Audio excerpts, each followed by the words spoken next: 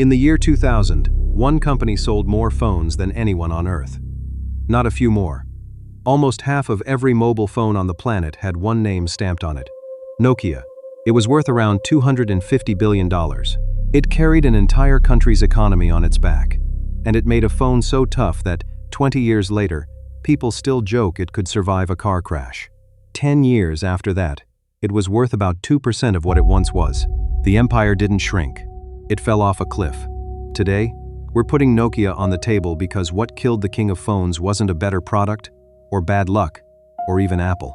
It was a single decision, made in a panic, by a company that could not believe the ground had already moved beneath it. Let's begin the autopsy.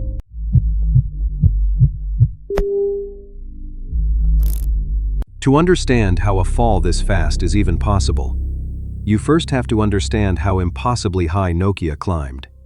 And it started nowhere near a phone. In 1865, in a small Finnish town, a man named Fredrik Idestam opened a paper mill on the banks of a river called the Nokian Virta. That's the whole origin of the name. Nokia, a paper company. For its first 100 years, it made pulp, then rubber boots, then electrical cable.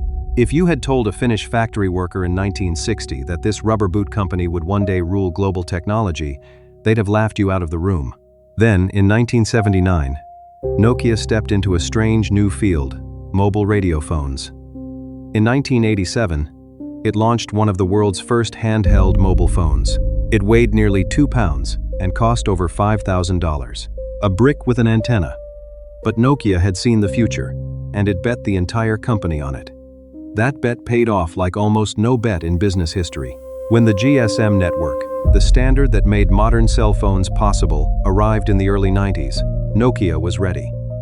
In 1992, it shipped one of the first GSM phones. By 1998, Nokia had blown past Motorola to become the #1 mobile phone maker in the entire world. That year alone, it sold nearly 41 million phones. Its market value exploded from around $20 billion to $70 billion in a single year. And it kept climbing. In May of the year 2000, Nokia's market value peaked at over 300 billion euros, roughly $250 billion. It was the most valuable company in Europe. For a while, it was worth more than any tech company outside the United States. Now sit with how dominant that was. At its peak, Nokia sold more than 40% of every mobile phone on the planet.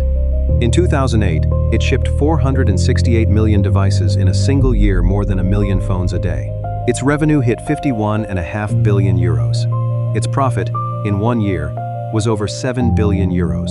And the Nokia 1100, a simple, cheap, indestructible little handset, went on to sell around 250 million units, making it the best-selling phone and one of the best-selling consumer electronics products in human history. Not the best-selling phone that year, the best-selling of all time. And it wasn't just about sales. Nokia was woven into daily life in a way few brands ever manage.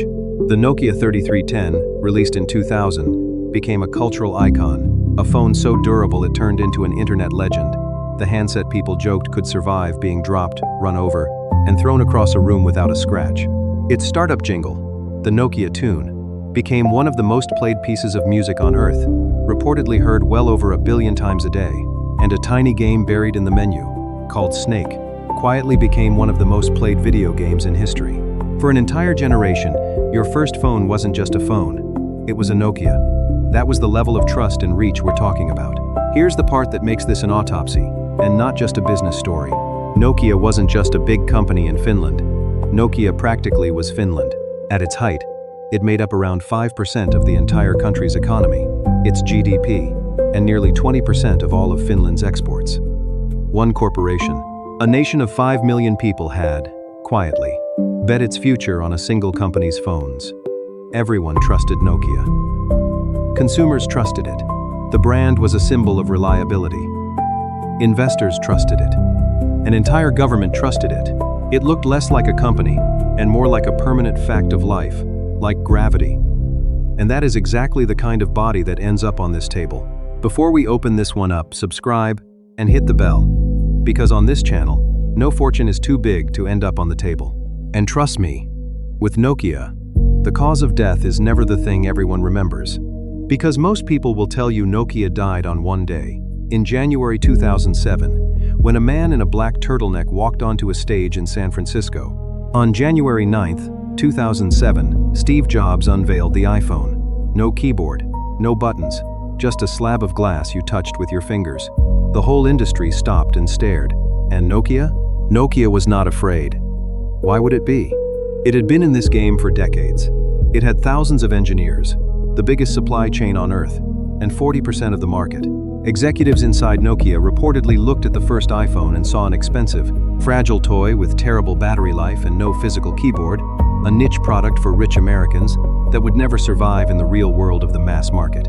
Here is the twist that makes this genuinely tragic. Nokia wasn't behind on the technology. It was ahead. Years before the iPhone, Nokia's own engineers had built touchscreen prototypes. They had a working internet-connected tablet concept. Reports from inside the company described teams that had, in the lab, essentially predicted the smartphone and watched management shelve those ideas again and again, because they threatened the products that were making money right now.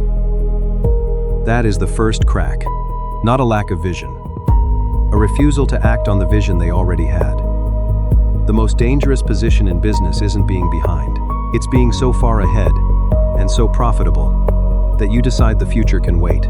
The real problem was hiding underneath, in the software. Nokia's phones ran an operating system called Symbian. Symbian was built for a world of small screens and buttons, and it was showing its age. Making it work like an iPhone was like trying to turn a filing cabinet into a touchscreen. Meanwhile, in 2008, Google launched Android and gave it away, for free, to every other phone maker in the world. Samsung, HTC, and dozens of others suddenly had a modern, touch-first operating system without having to build one. So the market split in two. Apple owned the premium experience. Android owned everyone else. And Nokia, the giant, was caught in the middle with aging software. Holding onto a keyboard the world was quietly walking away from. By 2008, Nokia's quarterly profits had already dropped by around 30%. By 2011, Apple had passed Nokia in smartphone sales. The most powerful phone maker in history was, for the first time, losing, and it knew it. But to really understand why Nokia couldn't turn the ship in time, you have to stop looking at the products and look inside the building. Years later, two researchers sat down and interviewed dozens of Nokia's own executives, engineers, and middle managers, an autopsy of the culture itself. What they found was chilling. By the late 2000s, Nokia had developed what they described as a culture of fear. Top managers, they reported, could be intimidating and quick to anger, so the middle managers beneath them, terrified of delivering bad news, told the bosses what they wanted to hear instead of the truth. Engineers who could see that Symbian was falling dangerously behind stayed quiet, or softened the warning, because honesty got you punished and optimism got you promoted. So the people at the very top genuinely underestimated how far behind they'd fallen, not because the information didn't exist inside the company, but because a frightened organization had quietly filtered it out on the way up. Think about that. A company can survive a bad product. It is much harder to survive a culture where nobody is allowed to say the product is bad. Which brings us to the panic. In 2010, Nokia's board reached for a rescue. For the first time in the company's history, they hired a leader who was not Finnish, a Canadian executive named Stephen Elop. And here is the detail that would haunt everything that came next. Stephen Elop came directly from Microsoft, where he had run the division that made Office. On February 8, 2011, Elop sent an internal memo to the entire company. It leaked almost immediately, and it became one of the most famous corporate documents of the decade. In it, he compared Nokia to a man standing on a burning oil platform in the middle of the ocean. The man has only one choice. Elop wrote, "Stay and burn, or jump into the freezing water below and hope to survive." Nokia, "Our platform is burning," he told his own employees. It was brutally honest, and it was true. But what came 3 days later is the decision that this entire autopsy comes down to. On February 11, 2011, Elop announced that Nokia would jump not to Android, the operating system that was already winning, but to Microsoft's Windows Phone. Nokia would abandon its own Symbian software, abandon the modern system it had been building called MeeGo, and tie its entire future to a Microsoft platform that almost nobody was buying. Think about the position that put them in. Android was free, popular, and growing explosively. Nokia could have adopted it and instantly become the biggest, best-built Android phone on the market. Instead, It bet the company on a distant third-place system run by the same company its brand new CEO had just come from. That decision alone would have been risky. What made it fatal was the timing. By publicly declaring that Symbian was dead but not having the new Windows phones ready to sell for most of a year, Elop told the entire world to stop buying Nokia's current phones immediately, with nothing to replace them yet. In business, this has a name. It's called the Osborne effect. You announce the death of your own product before the replacement exists, and your sales collapse overnight. Customers fled. Carriers lost confidence. Nokia's remaining Symbian business, which was still selling tens of millions of phones, simply evaporated. Now, because Elop came from Microsoft, and because Microsoft would end up buying what was left, some critics went further. They alleged he had been a Trojan horse, sent to weaken Nokia and deliver it to Microsoft cheaply. To be clear, that was never proven. Elop has always denied it, and there's no hard evidence for it. The simpler explanation is usually the true one: a panicking company, a new CEO betting on the world he knew best, and a decision that looked bold and turned out to be a bullet. Quick question: while the body's still on the table, if you'd been running Nokia in 2011, would you have jumped to Android? Or made the same bet they did? Drop your answer in the comments. Because what happened over the next 2 years is one of the fastest collapses of a market leader that business has ever recorded. Once the fall started, it did not slow down. The new Lumia phones, running Windows, actually weren't bad. The hardware was beautiful, but it didn't matter. The apps people wanted weren't there, because developers weren't building for a platform nobody owned. And nobody owned it because the apps weren't there. Nokia was trapped in a death spiral it had strapped itself into. The numbers tell the story with brutal speed. In just 3 years, from 2010 to 2013, Nokia's device sales volumes fell by around 45%, more than 200 million fewer phones. Over that same window, iPhone sales grew by nearly 280%, and Samsung smartphone sales grew by more than 1,000%.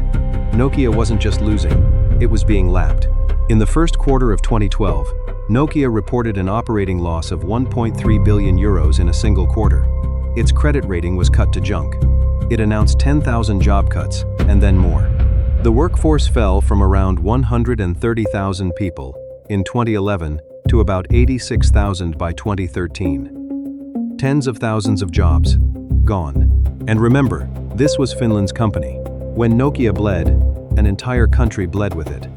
To see what that actually meant, you could visit a town called Salo, in southern Finland for years, the beating heart of Nokia's phone production. When Nokia thrived, Salo thrived. The factory was the town, and the town was the factory. When Nokia fell, the work drained away, the plant wound down, and a community that had built its whole identity around one company was left searching for a reason to exist. Now multiply that town by an entire nation. Finland slid into a long economic slump, and economists spent years measuring the hole that a single company's collapse had torn in a national economy. That is what 5% of a country's GDP looks like when it dies. And the market value? The number we started with, over 300 billion euros at the peak, collapsed to around 5 billion euros by 2012. That is a loss of roughly 98%. 98 cents of every dollar? Gone. An empire that had taken more than a century to build was worth almost nothing in a little over a decade. On September 3, 2013, the end came. Microsoft announced it would buy Nokia's entire phone business, the devices, the factories, the Lumia line, and the right to use the Nokia name on phones for about 5.4 billion euros, around $7.2 billion. To put that in perspective, Nokia sold its crown jewels, the business that had once been worth $250 billion, for less than the profit it used to make in a single year. The deal closed in April 2014. And the final indignity? The man who sold it, Stephen Elop, went back to Microsoft as part of the deal to the very company that bought the wreck. Within about 2 years, Microsoft wrote almost the entire purchase off, laid off thousands of the workers it had acquired, and quietly killed the Nokia phone brand it had paid billions for. The king of phones didn't just die. It was buried by the company that hired its final CEO. So what actually killed Nokia? It's tempting to say the iPhone, but Nokia had touchscreens before Apple. It's tempting to say Android, but Nokia was invited to that party and refused to go. The truth is colder than that. Nokia died from success. It was so big, so profitable, and so certain of itself that it treated the future as an inconvenience it could schedule for later. It saw the smartphone coming in its own labs and looked away, because looking directly at it meant admitting that everything making Nokia rich was already obsolete. And when the panic finally hit, it made one desperate, all in bet on the wrong horse, announced it too early, and watched its own sales burn while the replacement wasn't even ready. The company still exists today, by the way. Nokia is alive as a telecom equipment maker, building the networks your phone connects to. But the Nokia in your pocket, the one that ruled the world, that Nokia is on this table. Cause of death, not a rival's knife. A slow, comfortable refusal to believe the empire could ever end.